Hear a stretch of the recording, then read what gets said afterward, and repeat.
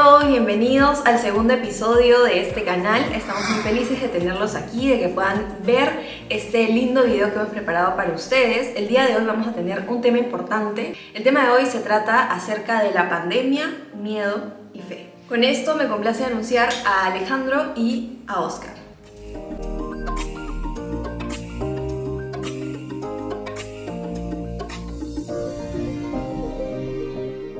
En el episodio del día de hoy tenemos algunas preguntas para hacerles, así que la primera pregunta sería: ¿cómo reaccionaste a la pandemia? ¿Tuviste miedo?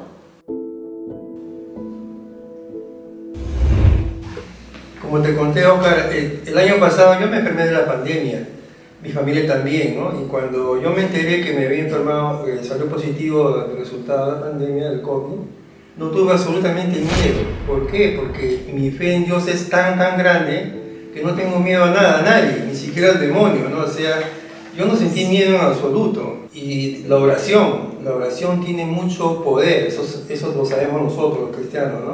O sea, ¿qué es lo que hice cuando me enteré de la pandemia y lamentablemente también se contagió mi esposa, mi hija? La oración, en mi caso personal, empecé a orar con mayor fervor. Y nosotros los católicos tenemos la costumbre de leer el Santo Rosario, que yo lo leo todos los días, lo rezo todos los días, pero ese periodo de la pandemia, que los periodos críticos son como más o menos una semana crítica de dolor, de etcétera, de fiebre, el rosario me lo veía mañana, tarde y noche. Pues yo me sentía con una fortaleza como a través de la oración y seguía orando 3 veces al día, ¿no? Mañana, tarde y noche por mi familia, mi esposa y mi hija, y así lo pasamos. No hemos sufrido, ¿no? Como otros casos lamentablemente de necesidad de balón de oxígeno, de cama sucia. Gracias a Dios que nos protegió y no llegamos a ese extremo, ¿no? Ahora, la Biblia también nos habla mucho del miedo, ¿no? Por ejemplo, esta parte del pasaje que siempre pongo el ejemplo del veneno, ¿no? Jesús dice, ¿no?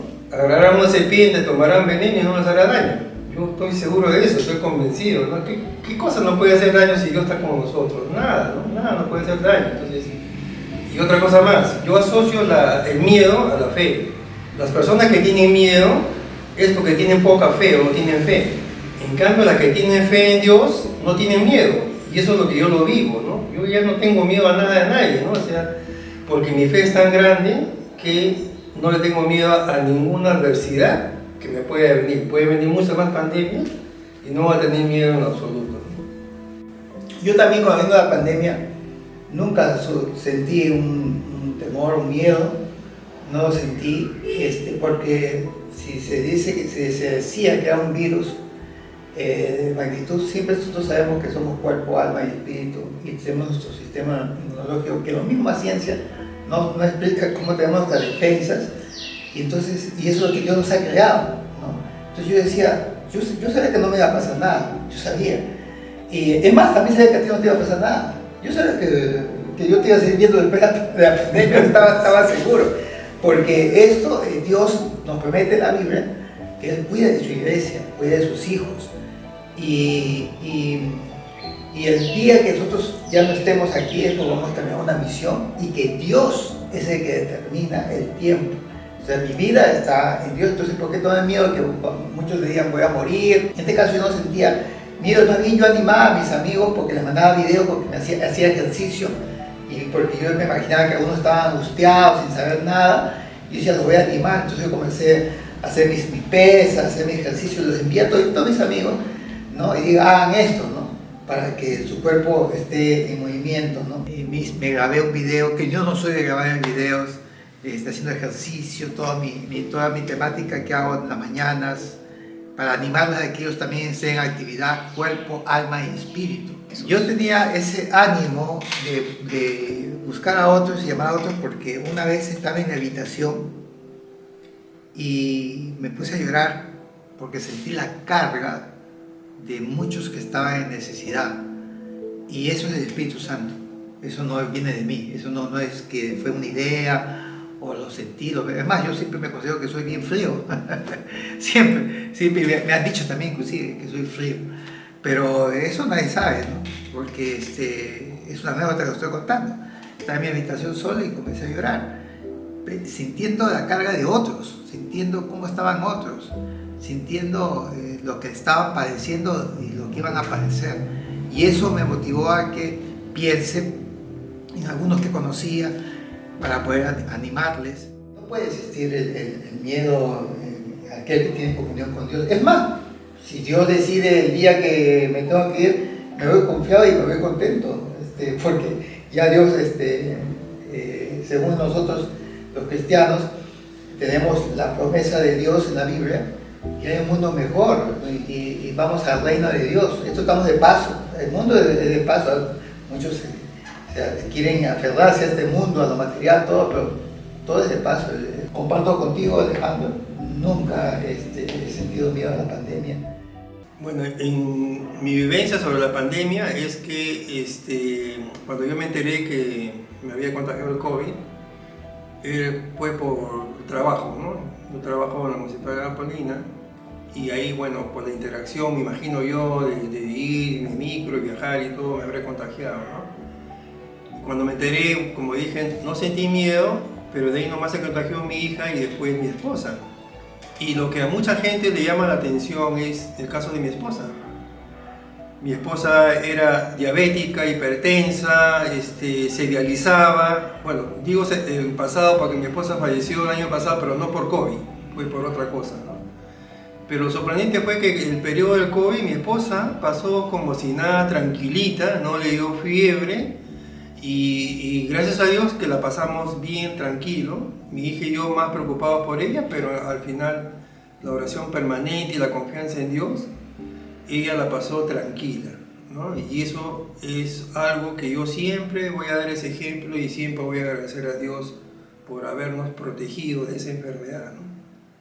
La segunda pregunta es, ¿qué dice la Biblia sobre las enfermedades? Bueno, en la Biblia se habla bastante de las enfermedades y me voy a referir, por ejemplo, a Jesús.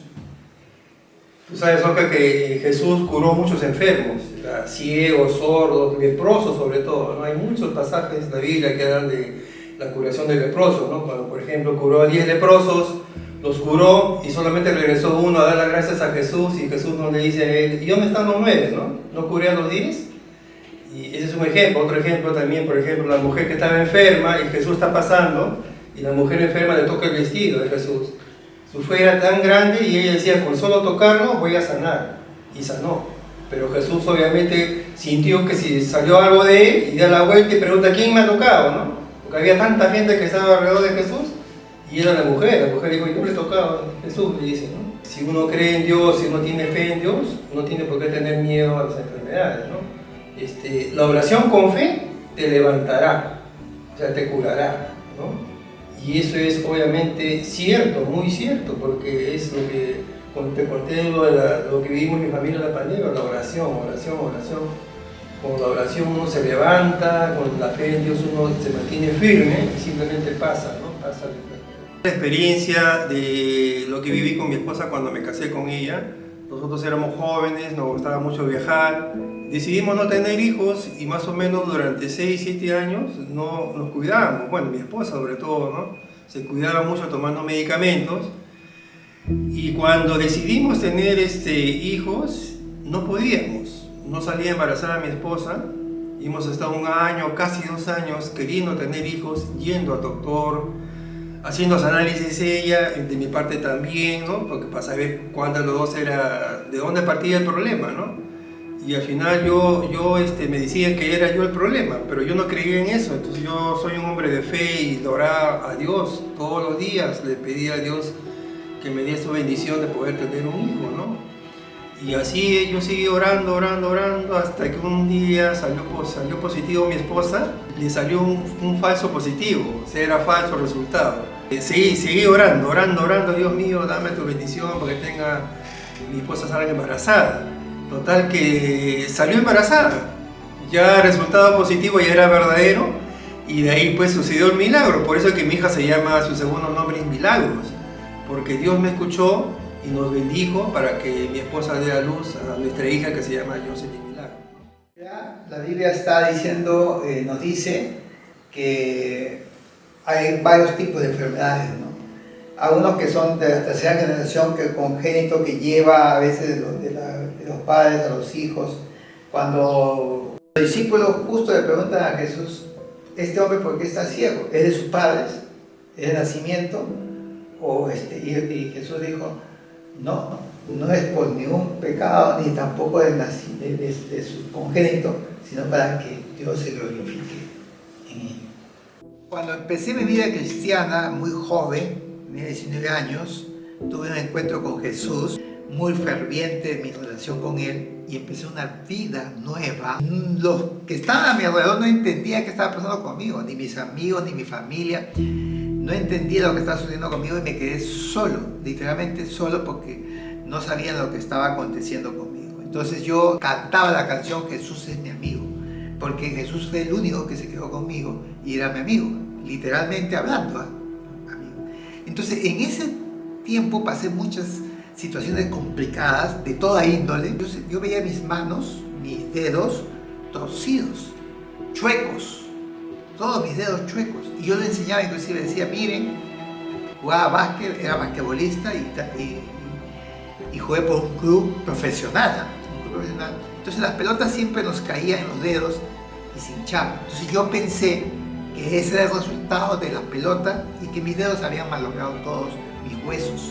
Pasó el tiempo y mis dedos se quedaron sanos, así como ustedes ven.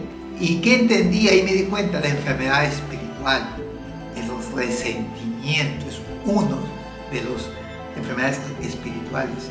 El resentimiento que había en mí, frustraciones, y eso se baja en el cuerpo. Entonces, nuevamente les animo que tenemos que estar bien fortalecidos de cuerpo, alma y espíritu para poder estar bien.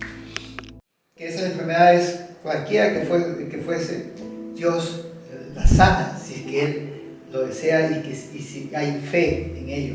Por eso que levantó paralíticos, ciegos, los hacía ver, hasta locos, ¿no? Los ponía cuerdos. Entonces, la Biblia está especificando es la enfermedad espiritual. Que hay un vacío en el ser humano, por lo tanto, ¿cuáles son las enfermedades espirituales que dice la Biblia? Soledad, angustia, depresión, úlceras, que está angustiado porque no tiene una relación con Dios, no está confiando en Dios, no vive la vida cristiana, no vive su comunión con Dios, no sabe lo que está pasando, ¿no? Entonces tiene sentido. Soledad, no puedes sentir soledad si estás con Dios, estás con Cristo Jesús. Entonces, todas esas enfermedades que la Biblia lo señala, ¿no? Son esas del espíritu y que viene al alma. O sea, nuestro cuerpo es el que recibe toda la situación de que el ser humano conlleva. Pues se enferma, pero se enferma del alma, está enferma del espíritu y al final se enferma del cuerpo. Muy bien, gracias por la apreciación de cada uno. Es muy interesante poder conocer sus puntos de vista diferentes y también cómo ambos tienen un punto de encuentro cuando se mencionan cosas puntuales de la Biblia. Ahora quisiéramos saber, con la pregunta número 3, ¿cómo crees tú que debería ser el comportamiento de cristiano católico evangélico en época de pandemia o en situaciones difíciles? Bueno, la actitud del cristiano tiene que ser una oración constante, permanente, ¿no? Pero sobre todo orar con fe. Si uno ora sin fe, ora por orar, simplemente no va a dar resultado. Tiene que ser una oración con bastante fe, porque hemos hablado de que la fe en Dios, en Jesús, nos protege, ¿no?, de las enfermedades, ¿no? Y la Biblia lo dice, ¿no? O sea, yo tengo dos pasajes que siempre los menciono. Cuando están en la barca, Jesús está dormido y los apóstoles empieza la tormenta, el viento, los apóstoles empiezan a sentir miedo, ¿no? Y se asustan y lo despiertan a Jesús. Jesús, despierta, no vamos a morir. Y Jesús se despierta, se levanta y solamente dice que se calme, ¿no?, el viento y la tormenta. Y después voltea a los discípulos y dice, ¿por qué tienen miedo? Hombres de poca fe, ¿no? La mayoría de personas, inclusive cristianos, católicos, evangélicos, tienen miedo. Y yo siempre lo asocio miedo a la falta de fe.